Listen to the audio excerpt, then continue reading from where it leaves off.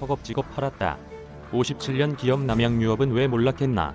허리를 숙이고 회장직도 내려놨지만 대중은 차가웠다.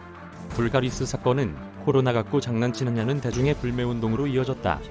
품질 기술력은 갖추었지만 빠르게 변하는 젊은 세대의 트렌드를 잊지 못했고 홍원식 전 남양유업 회장 등 오너 일가는 위기 때마다 시간이 해결해 줄 것이라고 오판했다. 그렇게 57년 역사를 지닌 국내 2위 우유업체는 사모펀드의 경영권을 넘겼다. 경영진은 뒤늦게 품전등화의 위기를 느꼈고 제대로 된 회계 실사도 없이 3주 만에 계약서에 서명했다. 투자은행업계에서는 우수한 제품과 탄탄한 제조시설을 보유한 기업이 위기에 제대로 대응도 못해보고 허망하게 팔렸다는 반응이 이어졌다. 남양유업 매각은 위기관리에 둔감한 기업이 조직혁신을 게을리하고 시대 흐름을 잊지 못했다가 경영권을 넘긴 대표적인 사례로 기록될 전망이다. 남양유업은 1990년대부터 건설사 리베이트 사건, 대리점 갑질, 오너 일가 부도덕성 논란 등 문제가 불거질 때마다 유식행위를 하듯 책임을 전가하거나 형식적 사과문을 내놓는 데 그쳤다. 2006년 대장균 분유 논란 때도 사과보다는 자연환경에도 존재한다. 70도 이상의 뜨거운 물에서 100% 사멸한다는 식으로 대응해 비난을 샀다. 불가리스 논란 때도 반복됐다. 지난달 13일엔 불가리스의 코로나19 예방 효과가 있다고 주장했다가 식품의약품안전처로부터 고발당했다. 세종시는 남양유업 세종공장에 대해 영업정지 2개월을 예고했고 국민 여론은 들끓었다. 하지만 홍 회장은 20일이 지났어야 나타나 사과문을 읽었다. 남양유업은 그동안 일련의 불매운동에도 소비자가 자사 제품을 찾을 것이라며 자만했고 그런 결정에 이의를 제기한 임직원은 없었다. 제품에 대한 과신, 상명하복식 조직구조, 시대 변화를 파악하지 못한 대응이 패착이 된 것이다. 남양유업은 회계법인 실사도 없이 김현장 법률사무소에 법률자문만 맡겨 속전속결로 매각 계약을 진행했다. 28일 남양유업 매각 소식이 알려지자 주가는 개장과 동시에 상한가로 직행했다. 투자자들이 느끼는 회사의 문제가 오롯이 경영 리스크에서 비롯됐음을 보여주는 대목이다. 1964년생 남양유업 3주 만에 팔렸다. 57년 기업의 흥망성쇠. 서울 강남 한복판 고산공원 사거리에 있는 남양유업 본사 외벽에는 간판이 없다. 외벽 간판은 광고 효과가 크지만 일부러 내걸지 않았다. 회사 위치를 적극 알리고 싶지 않아서다.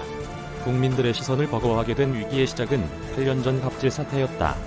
기업 평판에 급전직하에도 홍원식 전 남양유업 회장을 비롯한 경영진은 시간이 해결해 줄 것이라며 방치했다.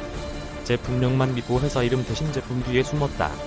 제품 표지에서 회사 이름을 찾으려면 돋보기를 써야 할 정도였다. 신뢰의 기본은 이름을 바로 세우는 정명이라는 사실을 망각한 것이다. 그럼에도 소비자들은 숨바꼭질하듯 남양 제품을 찾아냈다. 소셜미디어 등에서 남양 제품 브랜드 목록이 나돌았다. 첫 위기가 찾아온 2013년 이후 남양유업 경영진은 눈앞에 보이는 현상에만 급급하는 터널 시야에 갇혔다. 소비자는 안중에도 없었다. 매번 금세 잊혀질 것이라며 기억의 망각에 기댔다. 위기관리의 핵심 요소인 재발 방지를 위한 대책은 뒷전으로 밀렸다. 유능한 직원들도 떠나갔다. 변화를 거부한 시대 착각.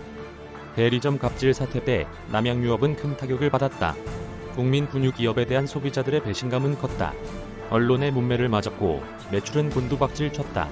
이때만 해도 남양유업 내부에선 평판을 회복하고 매출을 끌어올리기 위한 다양한 아이디어가 나왔다.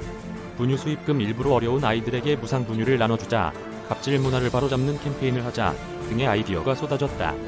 그런데 이런 논의가 벌어지는 사이 매출이 회복됐다. 당시엔 남양유업 간판 제품의 대체제가 없었기 때문이다. 경영진은 위기가 끝났다면 안도했다. 제대로 된 위기 재발 방지책이 마련될 턱이 없었다. 위기는 반복됐다. 매번 경영진은 핑계와 해명, 책임 회피로 일관했다. 논란이 쉬이 사그라들지 않을 때면 등 떠밀리듯 사과문만 내놨다. 불가리스 코로나19 마케팅 사태 때도 대응 방식은 같았다.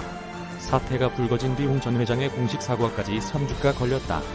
그새 회사 평판은 회복, 불능 수준이 만신창이가 됐다. 식품업계 관계자는 불가리스 코로나19 마케팅 논란은 사과 등 뒷수습만 제대로 했어도 이렇게 커질 일이 아니었다며 소비자들이 빠른 속도로 정보를 공유하는 소셜미디어 확산, 착한 소비를 중시하는 방향으로의 소비문화 변화 등을 전혀 파악하지 못한 대응이 일으킨 참사라고 지적했다. 경쟁사들이 앞다퉈 온라인 판매를 강화하고 이커머스 시장에 대응할 때 오프라인 유통망 장악에만 골몰했다. 변화를 거부하는 조직 문화를 단적으로 보여주는 사례다. 화를 부른 제품력 과신. 홍 전 회장은 평소 제품력이 생명이라는 말을 입버릇처럼 달고 다녔다. 그만큼 제품에 대한 자부심이 강했다는 얘기다. 농가에서 남양유업에 납품하는 우유의 품질은 특별히 신경 쓴다는 얘기가 나올 정도였다. 1964년 고 홍두영 명예회장이 세운 남양유업은 1967년 국내 최초의 조제분유 남양분유를 내놓으면서 본격적인 성장가도를 달렸다. 우량화 선발대회 등 마케팅에 힘입어 국민분유란 타이틀까지 얻었다. 1991년 불가리스를 시작으로 이후 맛있는 우유 GT 등까지 매년 히트 제품을 내놓으며 한때 국내 식품업체들의 국민 매출 1조 원을 달성하기도 했다. 지금도 식품업계에서 남양유업 대표 제품의 경쟁력은 결코 밀리지 않는다는 평가를 받는다. 하지만 제품의 품질을 넘어 가치 소비를 지향하는 소비 패턴의 변화에 적응하지 못했다. 갑질 기업 이미지는 품질을 압도했다. 제품력만 믿고 신사업 진출에도 소극적이었다. 출산율 저하로 우유 시장이 쪼그라들자 경쟁사인 메이유업이 카페 폴바셋, 단백질 브랜드 셀렉스 등 신사업 확장에 공격적으로 나선 것과 대비된다. 기업 숨통조인 군대식 상명하복. 군대식에 경직된 조직 문화도 몰락의 원인이 됐다는 분석이다. 남양유업은 위계질서가 강한 기업으로 유명하다. 홍 회장의 말이 곧 법이란 얘기도 나온다. 남양유업을 다니다가 퇴사한 한 직원이 소개한 일화다. 한 임원이 내년에 20% 이상 성장할 수 있다고 보고받자 다른 임원이 내년엔 외부 경영 환경이 좋지 않으니 성장률을 조금 낮추더라도 내실을 다지자고 맞받았다. 내실을 다지자는 의견을 냈던 임원은 다음 인사 명단에서 찾아볼 수 없었다고 한다.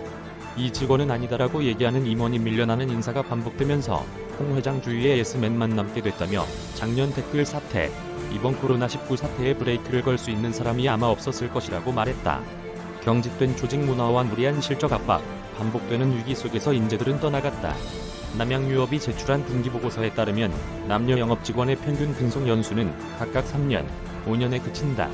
문정훈 서울대 농경제사회학부 교수는 기업이 생존하기 위해선 급변하는 경영 환경에 맞춰 체질을 개선하고 조직 문화를 유연하게 바꿔나가야 한다며 남양유업은 경직된 조직 문화 탓에 소비 환경의 변화에 대응하지 못한 것이라고 분석했다. 민지의 김채연 전 설립 박종관 기자 이메일 주소 한국경제무단전제 및 재배포 금지